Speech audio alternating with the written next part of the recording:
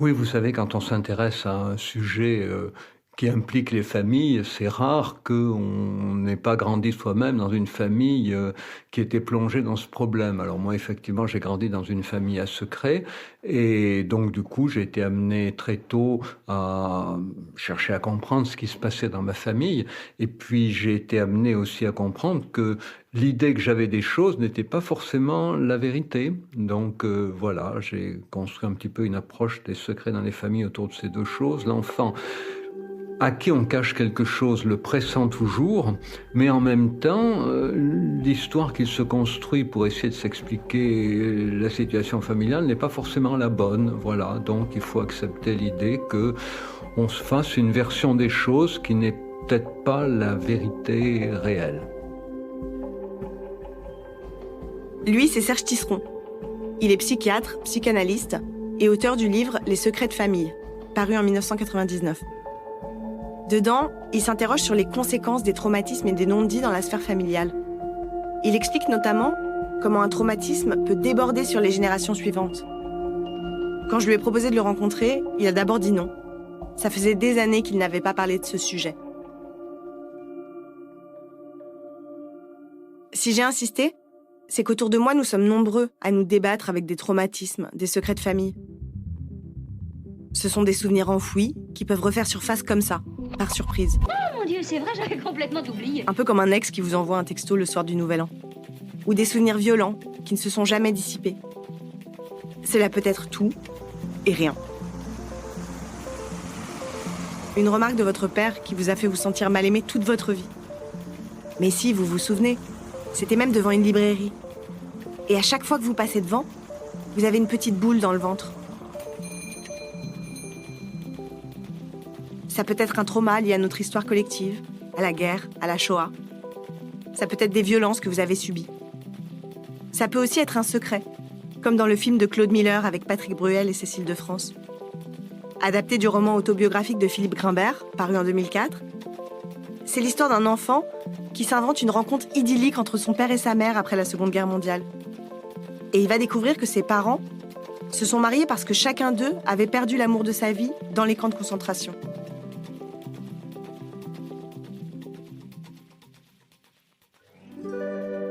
Moi, ma question, c'est comment on fait pour épargner nos enfants, pour ne pas transmettre nos douleurs? Je suis Marine Revol, bienvenue dans Fête des Gosses. Faites des gosses. Fête des gosses. Fête des gosses.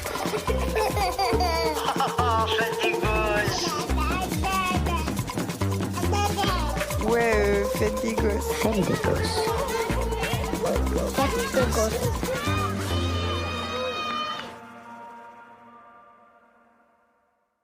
Comment on fait pour épargner nos enfants? C'est possiblement une question que vous vous posez aussi, parce que selon un sondage de l'Observatoire B2V des mémoires réalisé par l'IFOP, près d'1 Français sur 2 déclare avoir subi un traumatisme personnel. Et selon ce même sondage, 56% des Français pensent qu'un individu qui n'a pas personnellement vécu un traumatisme peut néanmoins présenter un trouble post-traumatique. Moi, par exemple, je ne sais pas d'où ça vient, mais j'ai peur d'être abandonnée. Ma plus grande hantise, ça a toujours été de finir ma vie seule, pas avec des chats, parce que j'ai pas de chat, mais devant ma télé avec Stéphane Plaza. Quoique maintenant que j'y pense, il sera sûrement mort à ce moment-là. Et très honnêtement, j'ai peur de transmettre cette blessure à Abel. J'ai non seulement peur qu'il se sente lui-même abandonné, mais aussi qu'il développe d'autres angoisses à cause de certaines de mes expressions, de mes gestes, de mes réactions absurdes sur le sujet. Typiquement, je ne supporte pas de voir une campagne d'affichage pour la SPA. Excusez-la, elle est encore un peu traumatisée. Et ne partez pas en courant, mais en fait, on a raison d'être inquiet. Le traumatisme d'un parent, ça a des conséquences sur les enfants. Serge Tisseron m'a expliqué par quel mécanisme ça passait. On connaît bien aujourd'hui ces modes de transmission. Ils s'organisent autour de 3 choses qu'on appelle, l'imitation motrice, l'imitation émotionnelle et l'attention conjointe. Vous allez voir, ça paraît un peu compliqué, mais c'est très simple. L'imitation motrice, c'est que lorsqu'un parent est joyeux, l'enfant a tendance à être content. Lorsque le parent est maussade, l'enfant petit a tendance à aligner sa mimique et donc ses émotions sur celles du parent. Quand un parent est en colère, l'enfant ressent la colère. Voilà. Et donc ça, c'est l'imitation motrice. L'enfant imite inconsciemment, avec son visage, avec ses gestes, l'attitude du parent, éprouve les mêmes émotions que le parent. Donc imitation émotionnelle, qui suit l'imitation motrice, et puis l'attention conjointe, c'est quoi? C'est le fait que l'enfant va s'intéresser à ce qui intéresse son parent. Il va tourner son regard vers la chose que son parent regarde. Alors on prend un exemple simple. Un parent est en train de langer son petit, voilà, et puis il y a un avion qui passe dans le ciel. Imaginez que le parent ait perdu un proche, peut-être quand il était enfant ou jeune adulte, qu'il a perdu un proche dans un accident d'avion. Le parent regarde l'avion lui rappelle des mauvais souvenirs. Donc le parent qui est en train de langer son enfant regarde l'avion, le parent s'assombrit, voire le parent est triste. L'enfant, qu'est-ce qu'il fait? Imitation motrice, il imite la mimique de tristesse. Imitation émotionnelle, il ressent la tristesse. Attention conjointe, il regarde l'avion. C'est-à-dire que l'enfant va associer à l'avion la tristesse. L'enfant n'a aucune raison d'associer de la tristesse à l'avion, si ce n'est que le parent associe de la tristesse à l'avion et que l'enfant est très dépendant dans ce qu'il éprouve au monde de ce que son parent éprouve et regarde. Et si vous imaginez que la situation se reproduit et se reproduit et se reproduit encore, vous comprenez comment certains adultes peuvent éprouver des émotions dont ils ne comprennent pas la raison par rapport à un type de voiture, à un type de paysage, à un nom de rue, à une certaine architecture. Faites des gosses.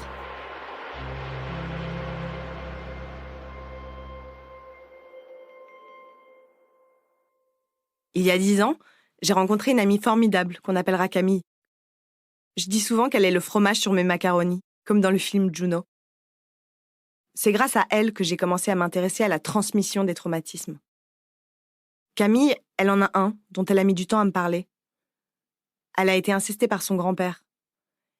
Et depuis qu'elle est mère, elle a peur de transmettre son traumatisme à ses enfants. Nous sommes tous ensemble en vacances dans la maison familiale.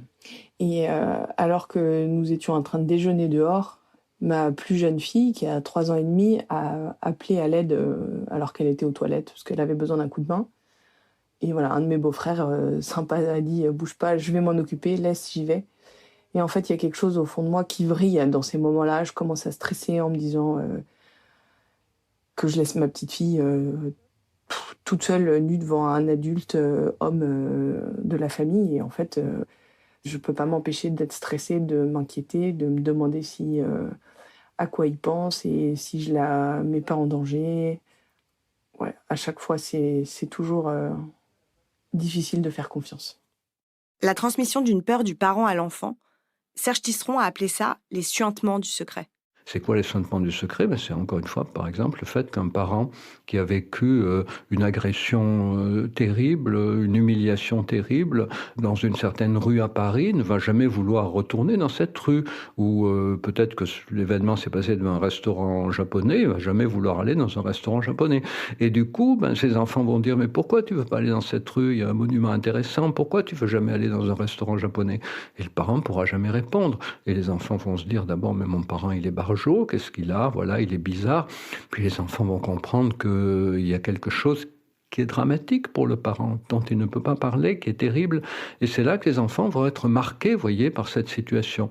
Et ces enfants, encore une fois, vont imaginer des tas d'histoires pour essayer de comprendre ce qui s'est passé pour le parent, mais ils n'ont aucun élément pour tomber juste. Et comme le parent leur apparaît toujours très fragile, ces enfants vont grandir en étant insécurisés. Ils ne vont pas savoir trop où mettre les pieds.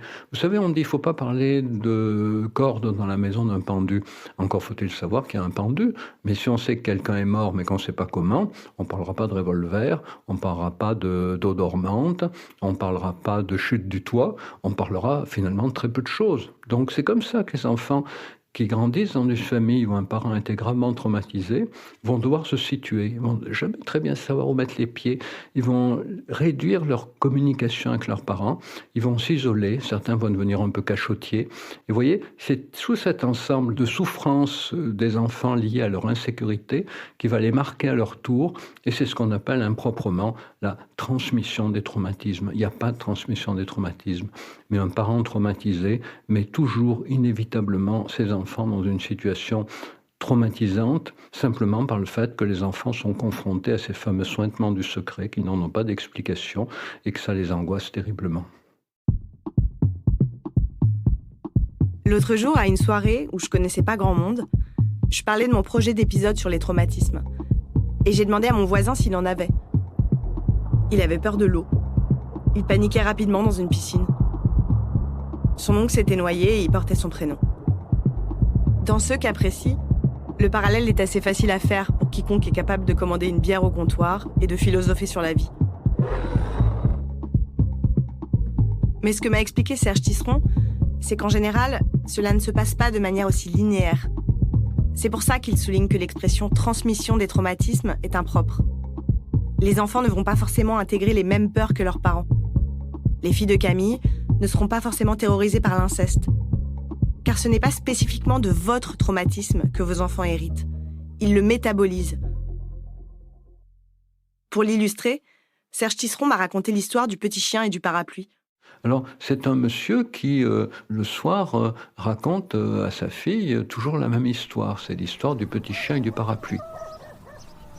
Alors, je vous la résume, c'est un petit chien qui se promène, il est très content, il est joueur, et puis il rencontre un parapluie, il joue avec le parapluie, puis en jouant avec le parapluie, il avale le parapluie. Bon, puis il continue à marcher, à se promener, et puis tout d'un coup, il se met à pleuvoir, et le parapluie se souvient qu'il a un parapluie, le parapluie s'ouvre dans le ventre du petit chien, et évidemment, le petit chien en meurt, et évidemment, à ce moment-là, la petite fille fond en larmes, et le père pleure aussi, voilà, c'est la fin de l'histoire. Et le père s'en va en souhaitant bonne nuit à sa fille.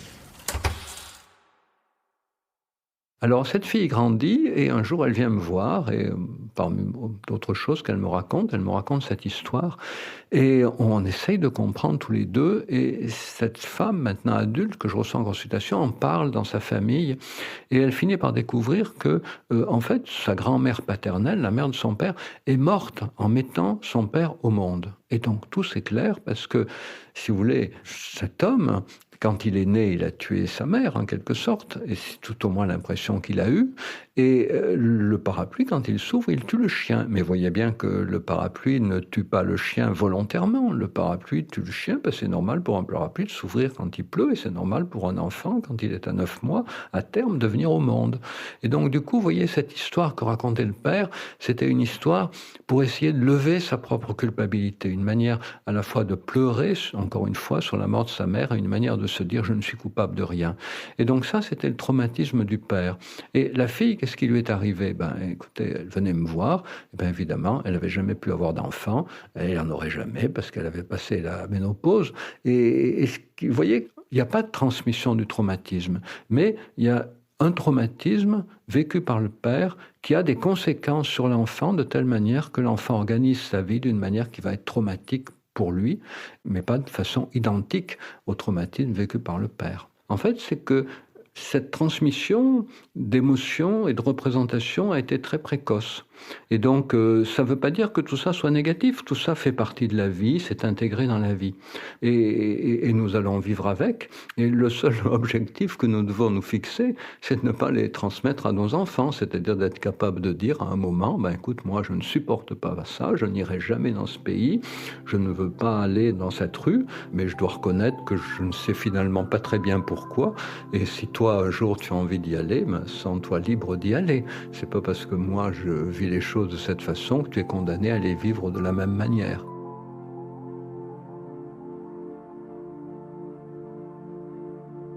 Dans ce que dit Serge Tisseron, il y a la possibilité ou non de cerner que l'on a une difficulté et de l'exprimer. La capacité de parler de son traumatisme et de ne pas créer de non-dit autour de soi. La force de Camille, par exemple, c'est qu'elle a pu mettre des mots, très vite après l'agression. Immédiatement, à l'époque, j'ai appelé ma meilleure amie. Et en fait, le temps que le téléphone sonne et qu'elle décroche, je me suis dit que j'étais complètement folle, qu'il n'avait pas pu se passer ce qui venait de se passer. Et en fait, j'allais raccrocher, mais elle a tout de suite décroché. Et comme j'étais en train de pleurer, elle m'a dit « Mais qu'est-ce qui va pas ? J'arrive ». Et cette amie m'a dit « Non, mais il faut qu'on appelle tes parents tout de suite ». Donc c'est ce qu'on a fait. Et voilà, l'histoire est sortie donc immédiatement. Et les actions qui ont été prises à l'époque, ça a été, évidemment, mes parents ont parlé à mes grands-parents. Et puis moi, les week-ends qui ont suivi, en fait, je suis partie dormir chez des amis au lieu de rentrer chez mes grands-parents. Par la suite, Camille n'a pas toujours pu en parler. Et son parcours n'a pas été simple.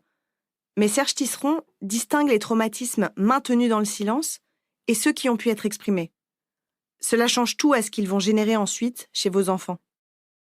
Tous les traumatismes n'engendrent pas forcément des secrets.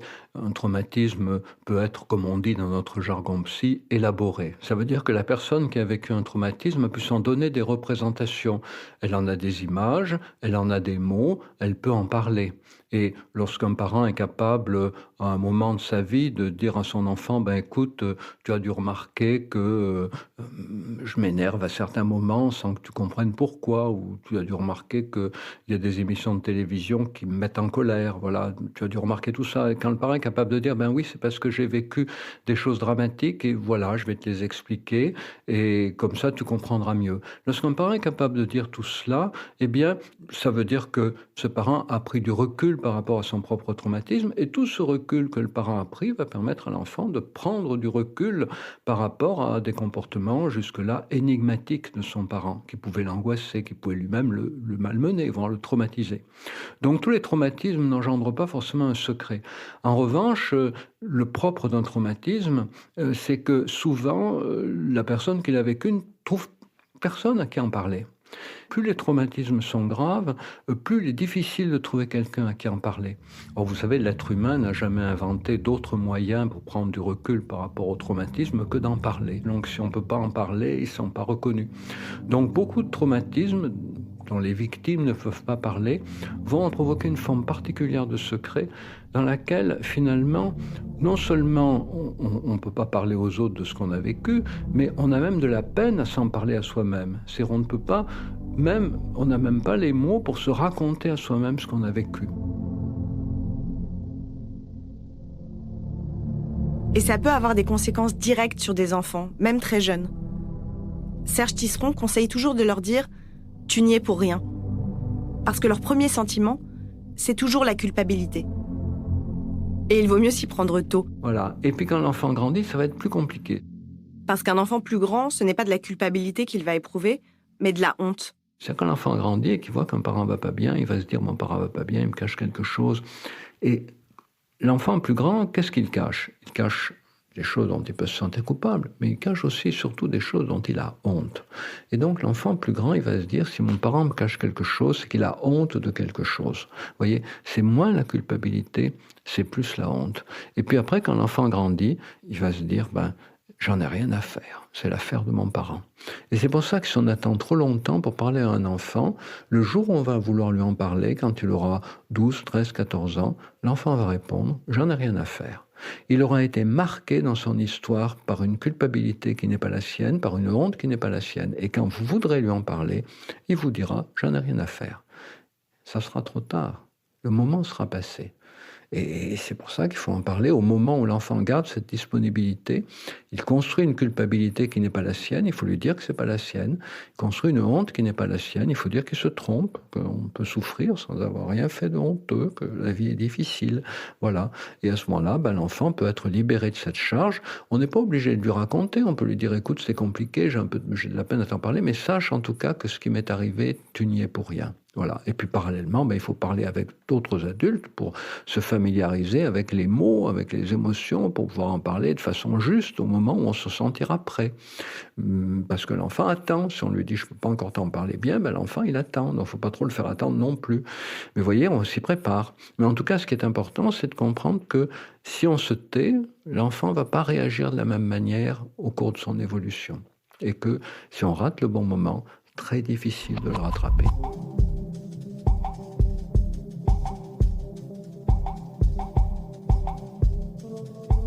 Ce que je trouve compliqué, moi, c'est que tous les parents ne sont pas capables de mettre des mots. Parfois parce que c'est trop douloureux. Parfois parce que les traumas sont enfouis dans leur inconscient. Moi, je me suis longtemps demandé si on me cachait quelque chose. Vous savez, à cause de ma peur de finir seule. J'ai posé la question à mes parents et ils m'ont répondu « Bah franchement, on t'a juste perdu au parc quand t'avais 7 ans, mais on t'a vite retrouvé. » Est-ce qu'il y a un traumatisme ailleurs, avec lequel ils ne font pas le lien? Un abandon métaphorique? Est-ce que c'est mon interprétation d'une histoire complètement différente? Et quand on a l'impression, au fond de nous, qu'il y a quelque chose qu'on nous dit pas, qu'on nous cache quelque chose, est-ce que c'est toujours qu'on nous cache vraiment quelque chose? Oui, quand on a l'impression... Quand un enfant a l'impression qu'on lui cache quelque chose, c'est toujours qu'on lui cache quelque chose. L'enfant ne se trompe pas.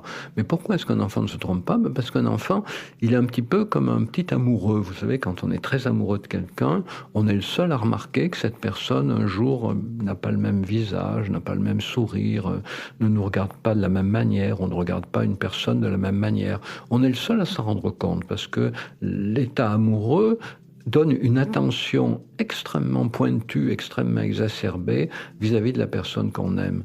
Et alors l'enfant, il est très attentif au visage, aux mimiques, au comportement de ses parents. Et quand un enfant pressent qu'on lui cache quelque chose, oui, en effet, c'est toujours qu'on lui cache quelque chose.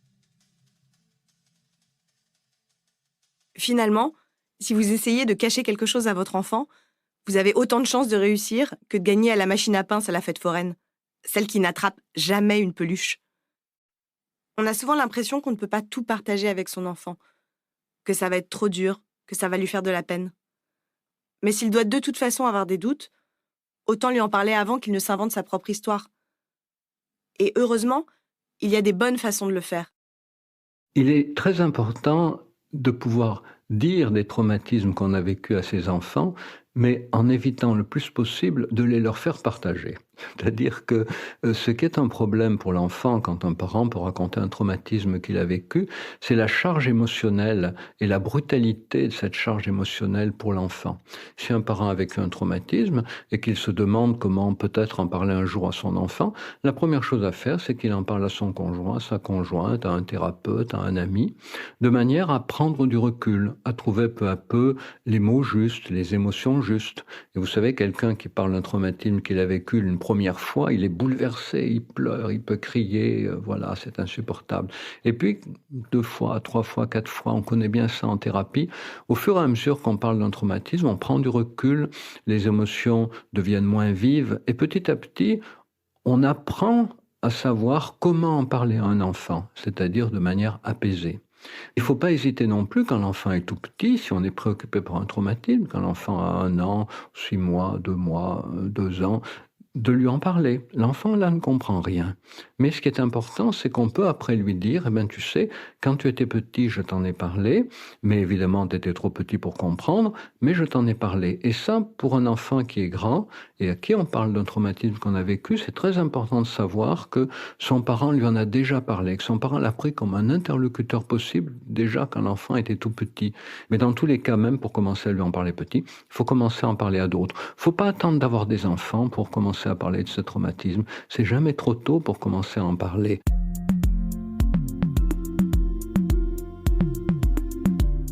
Mais s'il faut dire ces traumatismes à ses enfants, est-ce qu'il est préférable de construire un récit plus audible? Être évasif pour ne pas trop en dire? L'important n'est pas ce qu'un enfant peut entendre. L'important, c'est la manière dont vous êtes capable d'en parler. Après, est-ce qu'on va employer des mots différents pour l'enfant, selon son âge? Tout dépend des questions qu'il va poser. Vous savez, il faut partir de l'idée que les enfants ne posent que les questions dont ils peuvent accepter la réponse. Ce qu'il faut, c'est ne jamais en dire au-delà de la question posée par l'enfant. Si un enfant dit un jour à un parent « Mais est-ce que toi, tu as été victime d'agression dans ta vie ?» faut pas vouloir tout lui raconter. Il faut lui dire « Oui, c'est vrai, une fois, ça m'est arrivé. » Et peut-être l'enfant ne va pas poser d'autres questions. Et puis, 3 mois après, il va dire « Tu te rappelles, l'autre jour, tu m'as dit que... » Et c'est arrivé où? C'est arrivé quand tu avais quel âge? Le parent peut dire « C'est arrivé quand j'avais 8 ans. C'est arrivé quand j'avais 20 ans. » C'est tout. et on attend que l'enfant revienne. Et pour ça, il faut évidemment que vous ayez pris vous-même beaucoup de recul par rapport à votre traumatisme, parce que sinon, à la première question de l'enfant, vous allez vous engouffrer pour tout lui raconter, et ça sera évidemment la catastrophe, parce que l'enfant n'est pas prêt à entendre tout. Il veut simplement une réponse à sa question. Les traumatismes vécus par une génération ont toujours eu des conséquences sur la génération suivante. Mais le luxe de la nôtre, c'est qu'on a l'espace pour penser à ces traumas, qu'on peut les formuler, les digérer et s'interroger sur le passé de nos parents, de nos grands-parents. Précisément parce qu'en France, on n'a pas nous-mêmes vécu de guerre ou de révolution. Quand on est soi-même frappé par une crise grave, on n'a pas vraiment le loisir de se préoccuper des traumatismes vécus par la génération précédente.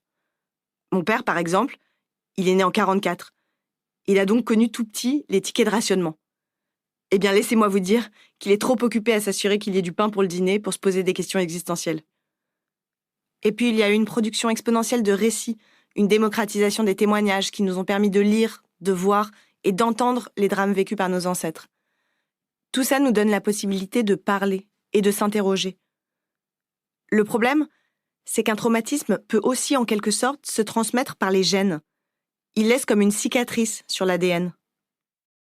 Depuis quelques années, il y a une discipline nouvelle qui est apparue qu'on appelle l'épigénétique. Alors l'épigénétique, c'est passionnant parce que du point de vue de la question qu'on évoque, entre autres, du point de vue des traumatismes, parce que ces travaux en épigénétique montrent que nos gènes activent chez nous certaines prédispositions, certaines compétences, certaines inhibitions, en fonction de leur environnement protéique. C'est-à-dire qu'en fait, les gènes, ils sont pas dans le cloud, ils sont en nous, et puis en nous, il y a des tas de choses autour, notamment beaucoup de protéines, et ces protéines, elles peuvent être influencées par les expériences que nous vivons.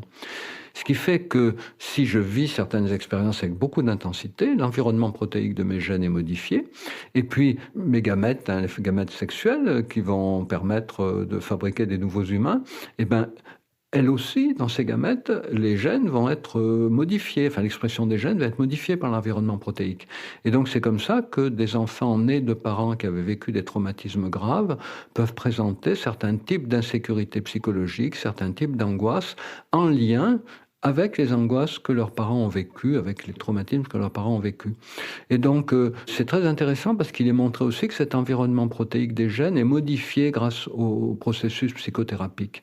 Donc, si vous voulez, on a là un élément, je dis bien un, on n'a pas tout, mais on a un élément qui permet de mieux comprendre comment, quand une génération a été gravement traumatisée, les enfants nés de cette génération peuvent éprouver des formes d'angoisse paroxystique sans lien avec des expériences personnelles vécues et, voyez, indirectement en lien avec des expériences traumatiques vécues par les parents.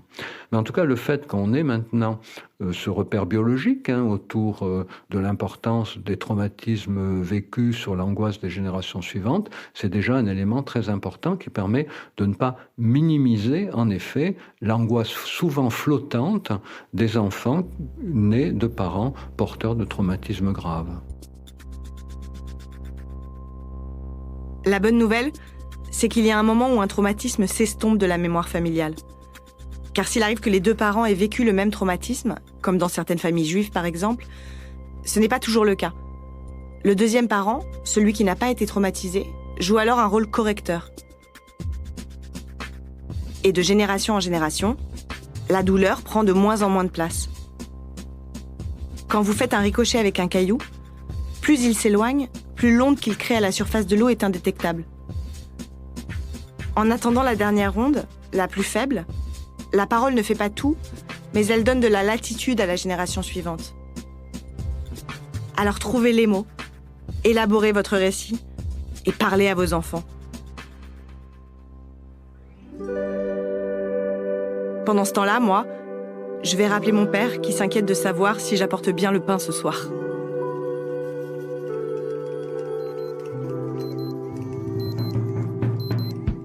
Je suis Marine Revol et vous venez d'écouter Fête des Gosses. Cet épisode a été réalisé par Anna Bui, la musique a été composée par Jean Thévenin, la prise de son et le mix ont été faits au studio La Fugitive. Elsa Berthaud est attachée de production, Charlotte Pudlowski était à la production exécutive et Mélissa Bounois à la direction des programmes. Envoyez-nous vos questions, vos remarques, vos notes vocales à hello@louismedia.com. J'espère que cet épisode vous a plu et que vous reviendrez. Si c'est le cas, partagez-le, abonnez-vous et mettez-lui plein d'étoiles et de commentaires. J'ai hâte de vous lire. Découvre prochainement Les Têtes Curieuses, le nouveau podcast jeunesse de la Fondation Cartier.